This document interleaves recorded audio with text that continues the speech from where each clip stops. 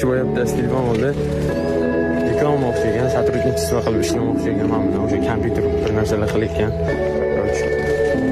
Telefon qildi, shunaqa ishlaydi. Men yo'q dedim. Sabab nimada yo'q degan. Chunki men xuddi mana shularga turbish chiqqandim. Endi stream boshlayotganda men stream qilmoqchiman. Menga shunaqa narsalar kerak deganda ular yo'q. Senga berolmaymiz, topishing ham. Senda o'xshab ketishiga ishonmaymiz deb gapirgan. Mayli deganda endi bitta kompyuterim bo'lardi vaqt videolardan so'rashga xijolat yana boshqa narsalarni mobillar. Undan so'ramasdan serverdan o'qigandim. Hozir men sizlarga bu narsani aytishimdan sabab nima?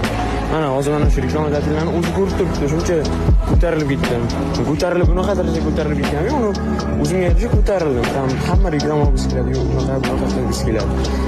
Bu narsani aytishdan sizlarga maqsad nima? Oxirigacha bosish kerak bolalar, to'xtamay.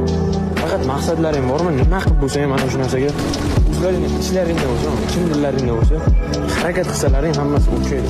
O'sha sizlarga ishonmaganlarni o'zi sizlarga kerak bo'lsa chiqadi. Hali bu birinchisi, men 2-3tasiga chiqqanman. Bilaman, yaqinda ular ham chiqadi, ularga ham o'zim bilaman qanaqa atvet qilish.